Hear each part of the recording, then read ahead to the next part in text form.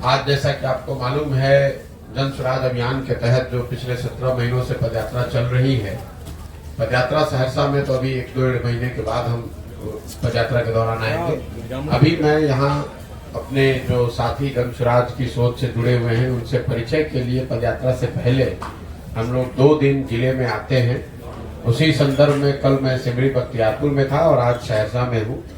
पदयात्रा यहाँ पर खगड़िया अभी मेरा पूरा चलना बाकी है, तो करीब 20 दिन हम लोग खगड़िया में अभी चलेंगे। उसके बाद 20 फरवरी के आसपास, 20 से 25 फरवरी के आसपास मैं सहरसा में आऊँगा। जब सहरसा आएंगे तो 1 महीने के आसपास यहाँ रहेंगे। यहाँ के हर प्रखंड पंचायत में जाएंगे, यहाँ के विषयों पर, पदयात्रा के बारे में, पदयात्रा के अनुभवों के बारे में, सहरसा में जो लोग कह रहे हैं उन बातों पर चर्चा होगी। आज तो चूंकि हम सहरसा शहर में आए हुए हैं तो कुछ साथियों का ऐसा अनुरोध था कि यहाँ जो पत्रकार हैं वो कुछ बातचीत करना चाहते हैं, इसलिए मैं यहाँ पर हूँ। अभी मैं पदयात्रा से संबंधित जो मेरे अनुभव हैं 16-17 महीने के, उस पर कोई टीका टिप्पणी नहीं करूंगा। अगर आपका कोई सवाल होगा तो उस पर जवाब दे देंगे। बाकी आप जो सवाल करना चाहते हैं वो सवाल आप कर सकते हैं।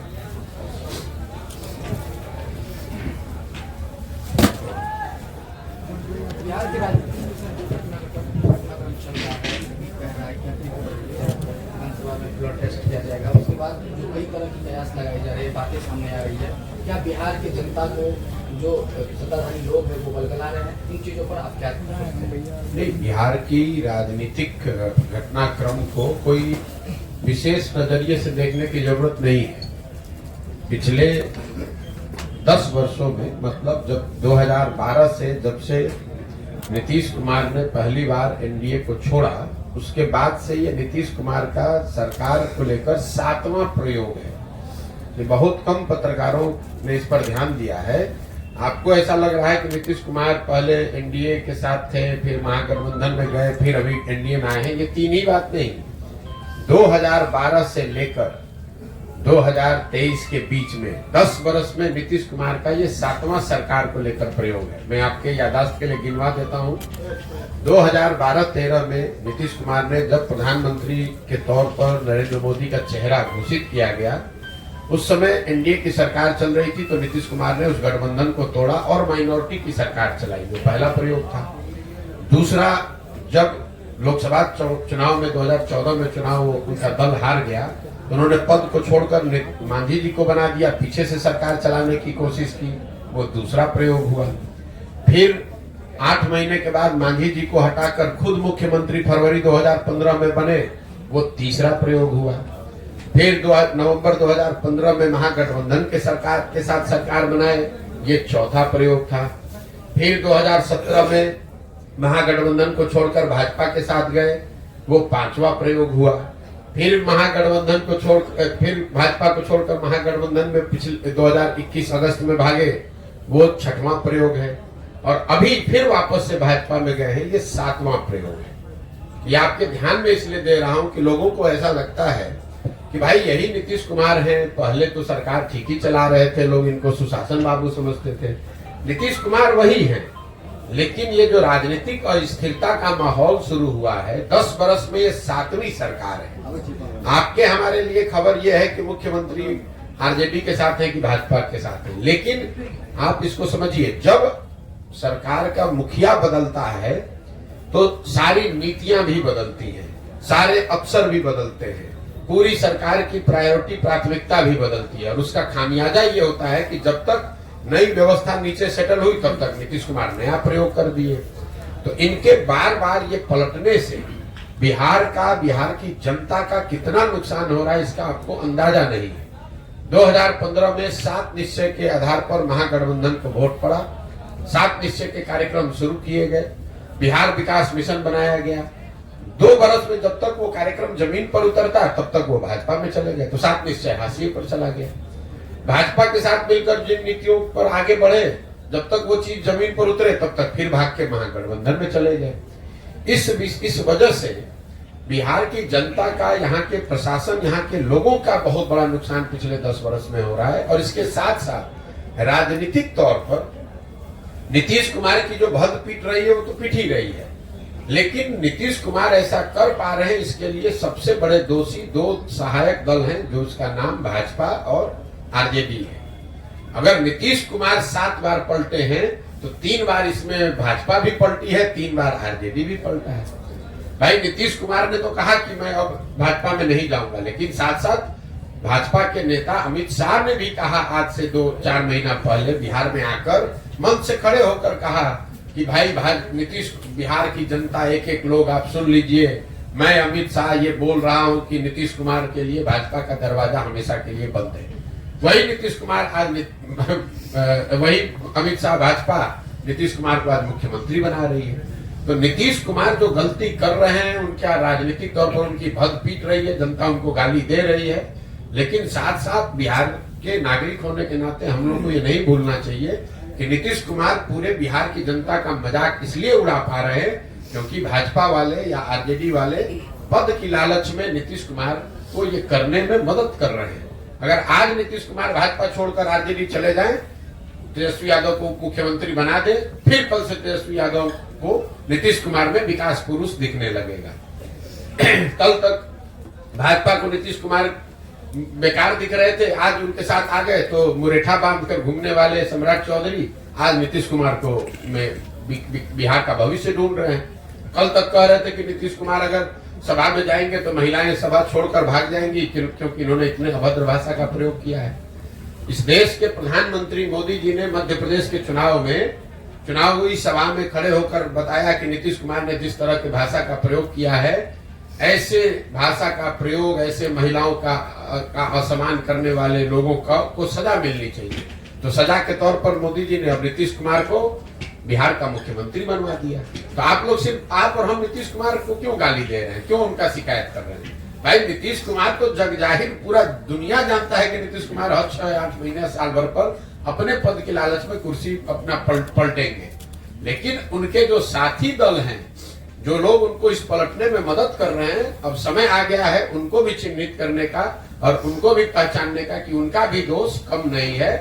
बिहार का ये दुर्भाग्य रहा है कि यहाँ के सांसदों के लालच में जो काम पहले कांग्रेस ने किया वही काम आज भाजपा कर रही है।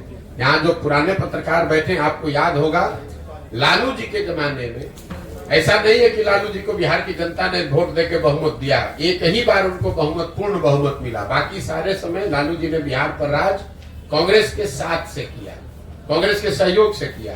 कांग्रेस को मालूम था कि लालू जी के राज का राज जंगल राज है, लेकिन बावजूद इसके उन्होंने आंख बंद किया। लालू जी का को यहाँ शासन इसलिए करने दिया ताकि लालू जी के साथ मिलकर 20, 25, 30 सांसद यहाँ से जीतकर दिल्ली में जाते रहे। तो जैसे कांग्रेस ने बिहार की जनता को लालू के हवाले करके छोड़ दिया था जीने मरने के लिए, वही हाल भाजपा का है। उन्होंने बिहार और बिहार के लोगों के बच्चों का भविष्य नीतीश के हाथ में देकर इसलिए छोड़ दिया है कि कम से कम हमारा 30-35 सांसद जीतकर बिहार देश में जाता रहे, हमारा 370 का आंकड़ा, 400 का आंकड़ा पूरा होता रहे। बिहार की जनता मरती है तो मरे, बिहार के बच्चे पलायन करते हो तो करे, बिहार के बच्चे जब बाहर जाएंगे तो हम लोग को बिहारी कह के गाली दिया जाएगा और हम ही लोग से 40 सांसद का वोट भी लिया जाएगा। ये बिहार का दुर्भाग्य है। तो आप भी तो एनडीए के साथ थे प्रशांत सोरेन, आपने अपना फैक्ट चेक नहीं किया। हम एनडीए के साथ नहीं, एनडीए यूपीए किसी के साथ नहीं रहे हैं। हम 2011 से लेकर 2021 तक इस देश में 10 दलों के साथ हमने काम किया है। 10 दलों को चुनाव जिताने में मदद करी है, जिसमें नीतीश कुमार भी शामिल हैं, नरेंद्र मोदी भी शामिल हैं, लालू यादव भी शामिल हैं, जगन मोहन रेड्डी, ममता बनर्जी, स्टालिन जैसे लोग भी शामिल हैं। तो अगर आपका सवाल ये है कि पहले अगर आपने इनकी मदद की है तो आज आप इनका विरोध क्यों कर रहे हैं, अगर ये आपका सवाल है तो पहले सवाल को सही कर लीजिए। एनडीए में होना एक बात है और एनडीए की मदद करना एक बात है। आप वोटर हैं, आपने किसी जमाने में कांग्रेस को भी वोट किया होगा, आज भाजपा को आप वोट करते हैं। तो आपके गर्दन पे कोई तलवार रख दे कि भाई पहले तो आप कांग्रेस का वोट देते थे, आज भाजपा को काहे देते हैं वोट। जब आपको कांग्रेस पसंद थी, कांग्रेस आपके हिसाब से काम कर रही थी तो आप कांग्रेस को वोट कर रहे थे। जब आपके हिसाब से उन्होंने काम नहीं किया, आप दूसरे जगह भाजपा को वोट दे रहे हैं या दूसरे दल को वोट दे रहे हैं। तो पहले अपना सवाल क्लियर कर लीजिए, फिर मैं उसका जवाब देता हूं। जब आप जान रहे हैं कि नीतीश कुमार ऐसे हैं जो विकास के नाम पर जो है सो लोगों को ठग रहे हैं बिहार की जनता को, तो फिर आपने उनका मदद क्यों किया? ठीक बात, ये सवाल ठीक है। अब इतना होमवर्क करके आइए तब सवाल पूछिए। आपका सवाल ये है कि नीतीश कुमार की आपने पहले मदद की, आज विरोध क्यों कर रहे हैं? नीतीश कुमार की हमने मदद कब की है? 2014-15 में, ठीक है। तो 14-15 के नीतीश कुमार और 22-23 के 23-24 के नीतीश कुमार में जमीन आसमान का फर्क है। जिस नीतीश कुमार की मदद मैंने 2014 में की थी, उस नीतीश कुमार के बारे में पूरे बिहार में एक इंप्रेशन था, एक छवि थी कि ये आदमी बिहार को सुधारने की दिशा में कुछ काम कर रहा है। 2005 से लेकर 2012-13 के दौर में बिहार सुधरता हुआ दिखा था और वो सुधार नीतीश कुमार के नेतृत्व में हुआ था। नीतीश कुमार को इस राज्य में, राज्य के बाहर लोग सुशासन बाबू कहते थे। उस नीतीश कुमार की मैंने मदद की थी। आज जिस नीतीश कुमार का विरोध कर रहे हैं वो नीतीश कुमार है जिनके राज को लोग बोलचाल की भाषा में अधिकारियों का जंगल राज बता रहे हैं। 2014-15 में जिस नीतीश कुमार की मदद की थी वो नीतीश कुमार थे जो चुनाव नहीं हारे थे। उनका दल चुनाव हारा था लोकसभा में, लेकिन राजनीतिक मोरालिटी एक चीज होती है जिसके आधार पर उन्होंने पद छोड़कर मांझी जी को मुख्यमंत्री बना दिया था। उस नीतीश कुमार की मैंने मदद की थी। आज जिस नीतीश कुमार का विरोध कर रहे हैं वो आदमी का विरोध कर रहे हैं जो राजनीतिक निर्लज्जता का उदाहरण बन गया है। 2020 में नीतीश कुमार चुनाव हार गए हैं। 243 के विधानसभा में 42 विधायक जीतने वाले पार्टी के नेता हैं, यानी वो चुनाव हार गए हैं। लेकिन हारने के बावजूद कोई ना कोई जुगाड़ लगा के कभी राजद के साथ, कभी भाजपा के साथ, कभी दूसरों के साथ मिलकर सरकार बना रहे हैं, कुर्सी पर बैठे हैं। तीसरी बात, 2014-15 में उस नीतीश कुमार की मदद की थी जिसमें मानवता अभी जिंदा था। ये वही नीतीश कुमार हैं, आप पत्रकार हैं, आपको याद होगा वाजपेयी जी के सरकार में ये रेल मंत्री थे। जब ये रेल मंत्री थे तो गैसल पश्चिम बंगाल में एक रेल दुर्घटना हुई जिसमें 285 लोगों की मृत्यु हुई थी। नीतीश कुमार ने ये कह के पद से इस्तीफा दिया कि मेरे पद पे रहते हुए अगर 200 से ज्यादा लोगों की दुखद मृत्यु हुई है तो मैं उस पद पे कैसे रहूंगा। उस नीतीश कुमार का साथ दिया था मैंने। जिस नीतीश कुमार का आज विरोध कर रहे हैं ये वो नीतीश कुमार हैं जो कोरोना काल में हजारों लोगों की दुखद मृत्यु हो गई, पूरे देश पर संकट आया, लेकिन जितना संकट बिहार के लोगों पर आया उतना किसी पर नहीं आया। लाखों बच्चे बिहार के रोड पर मारे मारे फिर रहे थे और ये आदमी महीनों तक अपने घर से बाहर नहीं निकले। तो प्रशासक के तौर पर, राजनेता के तौर पर और मानवता के तौर पर, तीनों ही आधार पर 14-15 के नीतीश कुमार और 22-23 के नीतीश कुमार में जमीन आसमान का फर्क है। इसीलिए उस समय उनका साथ दिया था और आज उनका विरोध कर रहे हैं। और एक अंतिम बात, लोकतंत्र में चुनाव 5 वर्ष पर क्यों होता है? लोकतंत्र में चुनाव 5 वर्ष का नियम क्यों है? 10 वर्ष पर भी हो सकता था, 2 वर्ष में भी हो सकता था। क्यों 5 वर्ष पर होता है? 5 वर्ष पर लोकतंत्र में चुनाव इसलिए होता है कि आपको ये बताया जाता है संविधान से कि जिस नेता पर, जिस दल, जिस विचारधारा पर, जिसके कार्यक्रमों पर भी आपका भरोसा है, यकीन है, आप उसके साथ खड़े होइए, उसकी मदद कीजिए, उसको वोट दीजिए। लेकिन वो वोट और भरोसा 5 वर्ष के लिए है, जीवन भर की बंधुआ मजदूरी नहीं है। अगर आपकी बात हम मान लें तो वोटर होने के नाते आपने एक बार मोदी जी को वोट दे दिया, अब मोदी जी काम करे या न करे, जीवन भर उन्हीं को अगर आप वोट देते रहेंगे, उनके काम का समीक्षा आकलन करके अपना निर्णय नहीं बदलेंगे, तब तो आप और हम देश में लोकतंत्र ही खत्म कर देंगे। फिर 5 वर्ष पर चुनाव की जरूरत क्या है? एक बार आपने लालू जी को वोट दे दिया, एक बार नीतीश जी को वोट दे दिया, एक बार मोदी जी को वोट दे दिया, आप जीवन भर उन्हीं को राज करने दीजिए। तो आप लोकतंत्र को खत्म ना करें। ये संविधान आपको नागरिक होने के नाते ये जिम्मेवारी देता है कि अगर आपने किसी का साथ दिया और उस नेता ने, उस दल ने अगर उस हिसाब से आप काम नहीं किया, तो नागरिक होने के नाते आपकी ये जिम्मेवारी है कि जितने मजबूती से आपने उसका साथ दिया है उतनी ही मजबूती से उसका विरोध भी कीजिए।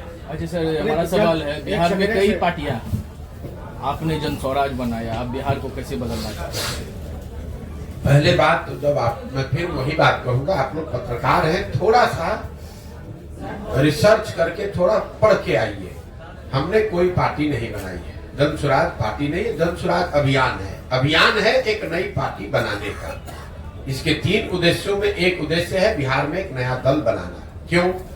इसकी क्यों जरूरत है? इसलिए नहीं कि प्रशांत किशोर चाहते हैं कि एक दल बने, इसलिए कि बिहार के में जब 2 वर्ष पहले एक अध्ययन किया गया तो यहाँ 55% बिहार के लोगों ने cutting across cast and religion caste and class, सभी वर्गों के, सभी संप्रदायों के, सभी जातियों को अगर मिला दें तो 55% लोगों ने कहा कि बिहार में सुधार के लिए एक नए दल, नए विकल्प की जरूरत है। इसका मतलब ये नहीं है कि वो सब लोग कह रहे हैं कि जनसुराज की जरूरत है, लेकिन एक नए दल, एक नए विकल्प की जरूरत है, ऐसा 55% बिहार के लोगों ने कहा है। तो जनसुराज अभियान उसी से जुड़ा हुआ है कि अगर आधे से ज्यादा बिहार की जनता अपने बेहतर भविष्य के लिए नया दल बनाना चाहती है तो जनसुराज वो अभियान है जिससे कि हम लोग गांव-गांव जाकर लोगों को बता रहे हैं कि अगर आप नया दल, नया विकल्प बनाना चाहते हैं तो आप आइए, आप व्यवस्था की, संसाधन की, जाति की चिंता मत कीजिए, आप साथ में आइए। अगर आप ईमानदार व्यक्ति हैं, आप में जज्बा है, आप बिहार को सुधारना चाहते हैं तो आप साथ में आइए, नया दल बनाइए। प्रशांत किशोर और जनसुराज आपकी मदद करेंगे। आप में से कई साथियों को ऐसा लगता है कि अरे भाई तो पहले दूसरे दलों को के लिए काम करते थे, अब आके बिहार में घूम रहे हैं। दोनों में कोई फर्क नहीं है। पहले हम यही काम दल और नेताओं के लिए करते थे, नेताओं को और दलों को बताते थे किस तरह से संगठन को मजबूत करो, कैसे साथ में आओ, कैसे बूथ कमेटी बनाओ, कैसे जनता के बीच प्रचार करो, कैसे चुनाव लड़ो और उनको जिताने में मदद करते थे। काम वही कर रहे हैं। अब दल और नेता के बजाय जनता को, बिहार की समाज को समझा रहे हैं कि कैसे आप एक साथ आकर दल बना सकते हैं, किसी भी समीकरण की चिंता किए बगैर उनको चुनाव जीत कर आ सकते हैं और किस तरह का आपको संवाद करना चाहिए, कैसा प्रयास करना चाहिए। हमारी भूमिका कुम्हार की है। हम ये कोई दल नहीं है, दल के हम नेता नहीं है, ये अभियान है। और जैसे कुम्हार अच्छी मिट्टी और चाक से घड़ा बनाता है, वैसे गांव-गांव घूमकर इस अभियान के माध्यम से मैं ऐसे लोगों को ढूंढ कर निकाल रहा हूं जो लोग नया दल बनाना चाहते हैं। उनको हम मदद करेंगे ताकि वो सब लोग मिलकर दल बनाए। जब सब लोग मिलकर दल बनाएगा तो उनको हमारी मदद से वो चुनाव भी लड़ेंगे और ऊपर वाले ने चाहा, बिहार की जनता का आशीर्वाद रहा तो जीत कर भी आएंगे। सर, लोकसभा चुनाव में भी आपको जब दल ही नहीं है तो लोकसभा का चुनाव कैसे लड़ेंगे, आप उनको बता दीजिए। दल होगा सर। मेरे भाई, जो भी राजनीतिक क्षेत्र में यहाँ है, बिल्कुल मैं आ रहा हूँ उस पर। आप लोग जो नेता लोग कहते हैं, कम से कम उस बात को ध्यान से सुनिए और उसी पर सवाल कीजिए। जब ये अभियान शुरू हुआ तो हमने कहा कि पूरे बिहार में पदयात्रा करने के बाद ही ये निर्णय लिया जाएगा कि दल कब और कैसे बनना है, लेकिन कब कैसे बनना है, दल का नाम, संविधान क्या हो, उसकी प्राथमिकता क्या हो, उसके नेता कौन हो, इस पर निर्णय पदयात्रा के बाद लिया जाएगा। अभी तक पिछले 17 महीनों में मैं आधा बिहार पैदल चल पाया। 120 विधानसभा क्षेत्रों तक हम लोग पैदल चल के गए, आधा बिहार बाकी है। तो दल जब एक बार जनता को कह दिया कि पदयात्रा करने के बाद ही बनाऊंगा, तो बीच में बनाने का मतलब तो है नहीं। ठीक है, दलों के कोई चुनाव आ जाएगा तो दल बना लेंगे तो फिर लोग कहेंगे देखिए इनको तो चुनाव लड़ना था इसलिए पदयात्रा कर रहे हैं। सर, लोकसभा से पहले कोई दल है नहीं, इसलिए लोकसभा में जनसुराज पार्टी की ओर से कोई चुनाव नहीं लड़ा जाएगा। आपने कहा कि एक निर्दलीय चुनाव लड़ा था जिसकी मदद जनसुराज ने की थी एमएलसी के तौर पर, और वो चुनाव जीते भी थे, वो ठीक बात है। अगर बिहार में ऐसी परिस्थिति बनती है जहां जनसुराज की सोच से, इस परिकल्पना से जुड़े हुए लोग किसी लोकसभा क्षेत्र में, जिले में ये तय करते हैं कि नहीं भैया हम लोग के पास हम लोग को चुनाव लड़ना है, कोई ऐसा व्यक्ति मिलता है जिसके लिए समाज कह रहा हो कि नहीं भैया ये बहुत अच्छे आदमी है, इनको सांसद के तौर पर जिताकर भेजा जाए, तो वो निर्दलीय के तौर पर चुनाव लड़ सकते हैं, जनसुराज उनकी मदद कर सकता है। मेरा लक्ष्य कोई एक एमपी सीट जीतना नहीं है। शिक्षकों का एमएलसी चुनाव क्यों लड़ा गया? इसलिए क्योंकि चुनाव तो समय 8-10 जगह हुआ, एक शिक्षक का चुनाव क्यों लड़ा गया? इसलिए लड़ा गया कि लोगों ने ये कहा कि अगर आप जनसुराज से शिक्षा की बात कर रहे हैं, शिक्षा पर ही आपका फोकस है, तो शिक्षकों के एमएलसी का चुनाव जरूर हम लोग को लड़ना चाहिए, क्योंकि उसमें वोटर सिर्फ शिक्षक है।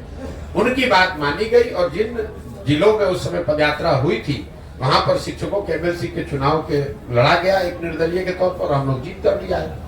तो आगे अगर लोकसभा चुनाव से पहले जनसुराज की सोच से, परिकल्पना से जुड़े हुए साथियों ने अगर ये तय किया कि हमें लोकसभा चुनाव किसी क्षेत्र में लड़ना है, उस तरह का कोई बेहतर व्यक्तित्व मिले जिसको कि चुनाव लड़ाने से समाज का भला हो सकता है, तो जन स्वराज अपने संसाधन व्यवस्था से, अपने खर्चे से, अपनी ताकत से उसको चुनाव लड़ाएगा। लेकिन वो चुनाव वो व्यक्ति को उस व्यक्ति को निर्दलीय लड़ना पड़ेगा, क्योंकि अभी जन स्वराज दल है नहीं। जब दल बन जाएगा तो उसके बाद जो भी चुनाव होगा, चाहे मुखिया का चुनाव हो कि लोकसभा हो कि विधानसभा हो, सारा चुनाव लड़ा जाएगा। मेरा क्वेश्चन है कोई टारगेट तो सर आपका होगा ना, आपका दल का गठन कब होगा आगामी विधानसभा? कोई ऐसा टारगेट नहीं है। इसलिए नहीं है कि इस पूरी पदयात्रा में कोई दिन और किलोमीटर निश्चित नहीं है। जब मैंने घोषणा की थी तो मेरा अनुमान था कि 1.5 वर्ष में हम पूरा बिहार पैदल चल देंगे। करीब 1.5 वर्ष होने को आ गया, हम आधा बिहार ही कर पाए हैं।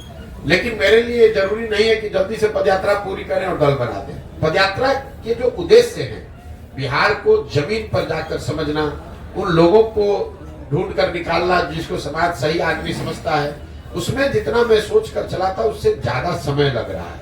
लेकिन मैं करने के लिए वो कृत संकल्पित हूँ, चाहे उसमें 2 वर्ष लगे कि 6 वर्ष लगे, करेंगे। वैसे करेंगे इसको पूरी ईमानदारी और शुद्धता से।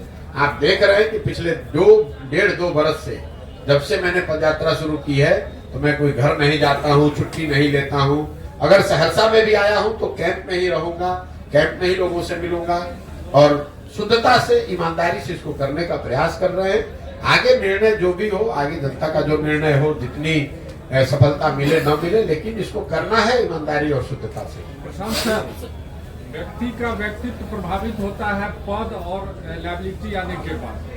आप कैसे तय करेंगे कि आप जो अभियान चला रहे हैं उसमें आप सफल रहेंगे और अलग रहेंगे? बिल्कुल सही बात है। ये आपका जो अनुभव है कि कई लोग पद पे आने के बाद उनका व्यक्तित्व, उनका चरित्र बदलता है। इसीलिए इसके 3 शब्दों में एक महत्वपूर्ण शब्द है सामूहिक प्रयास। सही व्यक्ति हो, वो भी उसका भी व्यक्तित्व और चरित्र पद पर आने के बाद बदल सकता है। तो सही व्यक्ति हो, सही सोच हो, लेकिन उसके साथ साथ एक कोई सही व्यक्ति इसको नहीं सुधार सकता है। सामूहिकता की जो ताकत है, अगर हजारों लोग साथ में, सही लोग आकर प्रयास कर रहे हैं तो हजारों लोग ओवरनाइट उनका चरित्र बदल जाएगा, ऐसा संभव नहीं है। तो जो 3 शब्द इस पूरी परिकल्पना के आधार हैं कि सही व्यक्ति का चुनाव किया जाए, मजबूत व्यक्ति का नहीं, सही व्यक्ति का। राजनीति में कई बार मजबूत को सही मानकर उसको आगे बढ़ाया जाता है। हम लोग की सोच ये है कि नहीं, सही व्यक्ति भले कमजोर हो, उसके पीछे साधन व्यवस्था लगाकर उसको मजबूत बनाया जा सकता है, लेकिन मजबूत व्यक्ति को सही मानकर अगर जिता दिया जाए तो ये जरूरी नहीं है कि वो सही हो। तो पहली बात है कि आदमी सही ढूंढ कर निकाला जाए। दूसरा, सोच उसकी सही हो। सोच ये हो कि बिहार को अगले 10 वर्ष में कैसे विकसित बनाना है, बिहार के लोगों को, बिहार के बच्चों का कैसे उनकी बेहतरी करनी है, बजाय इसके कि किसी जाति, किसी परिवार की बात हो।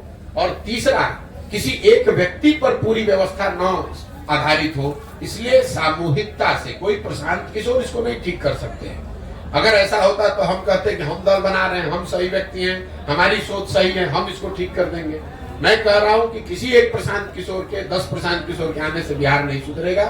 जब तक समाज से हजारों लोग एक साथ आकर, सही सोच वाले लोग एक साथ आकर सामूहिक तौर पर साथ मिलने, साथ चलने का, साथ काम करने का निर्णय नहीं लेंगे, तब तक सुधार संभव नहीं है।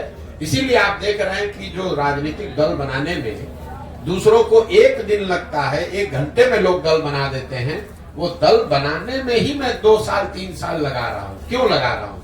इसलिए लगा रहा हूँ कि जो लोग ये दल बनाए, जब ये दल बने, जो लोग इस दल को बनाए, वो दल किसी जाति विशेष का ना हो, किसी व्यक्ति विशेष का ना हो, किसी परिवार का दल ना हो, बल्कि वो बिहार के उन सारे लोगों का दल हो जो लोग बिहार में व्यवस्था बदलना चाहते हैं, एक नया विकल्प, नया प्रयास के भागीदार बनना चाहते हैं। ठीक है सर, अभी जो खेला होने की बात चल रही है, आखिर वो कौन सा खेला होने जा रहा है? मेरे भाई देखिए, कोई भी खेला हो, आप मुझे बताइए, यहाँ पर 2012 के बाद अभी मैंने आपको गिनवाया, ये 6वां 7वां सरकार का प्रयास है। क्या फर्क पड़ गया?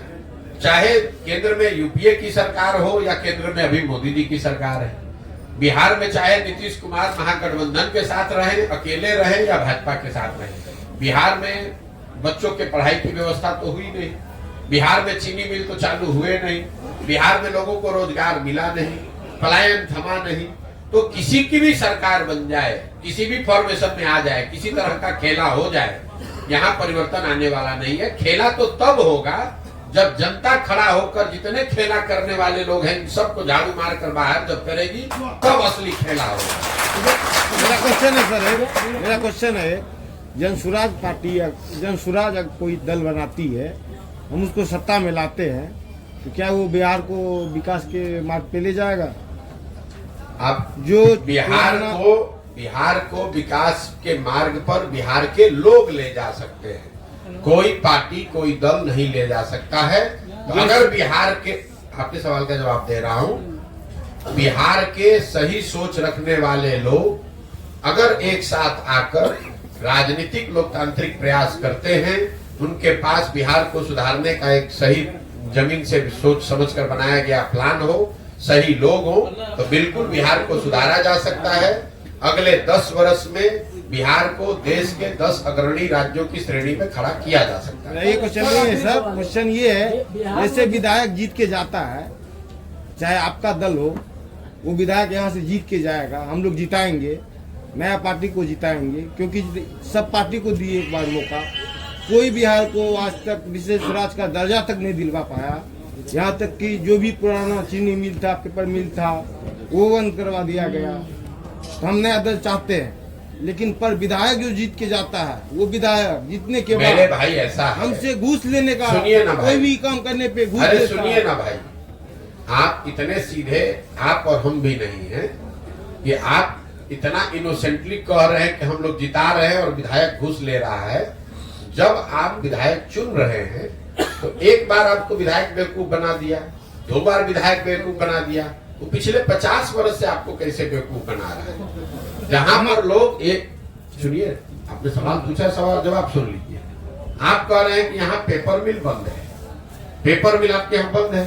पेपर मिल आज से तो बंद है नहीं, 50 साल से बंद है। उसके बाद भी वही सांसद, वही व्यक्ति, वही दल, वही व्यक्ति बार बार कैसे जीत कर आ रहा है? क्योंकि हमारे पास उसको- ऑप्शन नहीं है। बस ठीक है, तो ऑप्शन नहीं है तो वही नया विकल्प, नया ऑप्शन बनाने का प्रयास है, ताकि आपको मजबूरी में गलत लोगों को वोट न देना पड़े।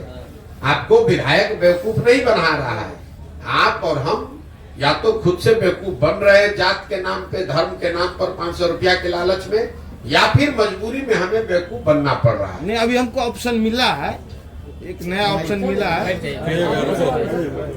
बिहार में पूर्ण शराबबंदी कानून लागू है, कितना सफल है ये, इसको किस मैं उन लोगों में से, कुछ लोगों में से हूँ जो राजनीतिक सामाजिक तौर पर पहले दिन से कह रहे हैं कि हम बिल्कुल शराबबंदी के विरोध में हैं।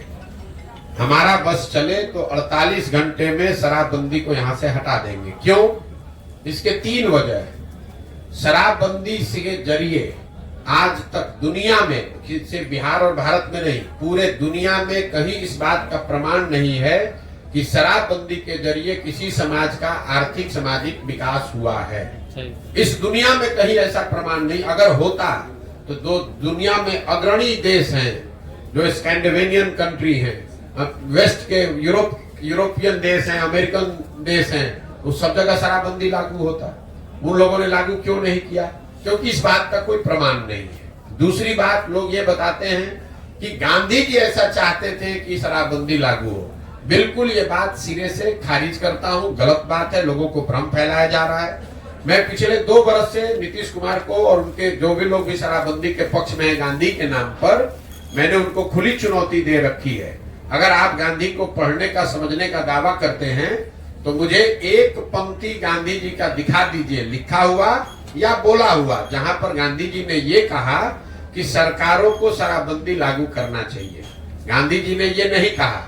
गांधी जी ने शराब को लेकर, शराब न पीने को लेकर एक सामाजिक प्रयास की बात कही है कि शराब पीना बुरी बात है, नहीं पीना चाहिए, समाज को इस दिशा में प्रयास करना चाहिए।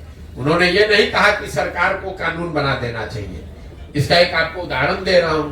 गांधी जी ने कहा कि सबको वेजिटेरियन होना चाहिए, अच्छी बात है, लेकिन कल होकर अगर सरकार ये कानून बना दे कि जो आदमी वेजिटेरियन नहीं है, शाकाहारी नहीं रहेगा, सबको जेल में डाल दिया जाएगा, क्योंकि गांधी जी ऐसा चाहते थे, ऐसा कभी हो सकता है? नहीं तो गांधी जी की बात बताई हुई बात का डिस्टॉर्शन है। तीसरी बात, मान लीजिए कि एक बार को शराबबंदी आप लागू, कुछ उसका फायदा है भी, तो फायदा तो तब होगा जब आप शराबबंदी लागू कीजिएगा। जमीन पर बिहार में शराबबंदी तो लागू है नहीं। शराबबंदी के नाम पर शराब के दुकान बंद कर दिए गए, होम डिलीवरी चालू है। तो आप देख रहे हैं कि दुनिया भर में अमेजोन है, फ्लिपकार्ट है, आप घर से बैठे बैठे ऑर्डर करते हैं, सामान घर पे आ जाता है। तो मैं 2 वर्ष से कह रहा हूं कि जो बिहार में शराबबंदी है, ये नीतीश कुमार का अमेजोन फ्लिपकार्ट मॉडल है, जिसमें शराब का दुकान बंद है और होम डिलीवरी चालू है। अब इसका जरा आप नुकसान समझिए। बिहार जैसे गरीब राज्य में शराबबंदी के नाम पर जो ये फसाद खड़ा किया गया है, इसकी वजह से करीब करीब 20,000 करोड़ रुपया का हर साल का नुकसान हो रहा है बिहार की गरीब जनता का। और ये पैसा जा कहां रहा है? ये पैसा जा रहा है भ्रष्ट अफसरों के पास, शराब माफिया के पास, और यहाँ के गरीब जनता का पैसा लूटा जा रहा है। दूसरी बात, शराबबंदी होने से हर गांव में आप देखिए जितने लड़के हैं वो अवैध शराब के कारोबार में लग गए। उनके हाथ में कट्टा, उनके पास मोटरसाइकिल, 2-4 बोतल इधर से उधर किया, 2-4 हजार रुपया कमा लिया। और सबसे महत्वपूर्ण बात, इसमें जिन महिलाओं के नाम पर शराबबंदी लागू किया गया, सबसे ज्यादा प्रताड़ित इसमें महिला ही है। जब से बिहार में शराबबंदी लागू किया गया है, तब से आंकड़ों के हिसाब से, सरकारी आंकड़ों के हिसाब से करीब 6,37,000 से ज्यादा केस रजिस्टर किए गए हैं। करीब करीब 6.5 लाख केस दर्ज किए गए। इसमें 1.25 लाख केस अभी भी चल रहा है। और ये ज्यादातर केस, 2/3 से ज्यादा केस समाज के गरीब और पिछड़े समाज के लोगों पर किया गया है। वो लोग जब एक बार केस में पकड़ लिए गए शराबबंदी में, तो उनके घरों की महिलाएं, उनके बच्चे थाने में और कोर्ट में दौड़ रहे हैं और लोग जेलों में सड़ रहे हैं। जो पैसे वाला है वो शराब का धंधा कर रहा है, इससे पैसा कमा रहा है, और जो गरीब आदमी है वो शराबबंदी के नाम पर पुलिस प्रशासन उसको परेशान कर रही है। और जो गरीब घर के बच्चे हैं वो मजबूरी में अवैध शराब के कारोबार में लग रहे हैं। पहली बार बिहार में पिछले 2-4 वर्ष में हम लोग देख रहे हैं कि ये स्मैक और अलग तरह के चीजें शुरू हो गई, जो शराब के नाम न मिलने की वजह से। और जहरीली शराब से जो मृत्यु हो रही है वो अलग है।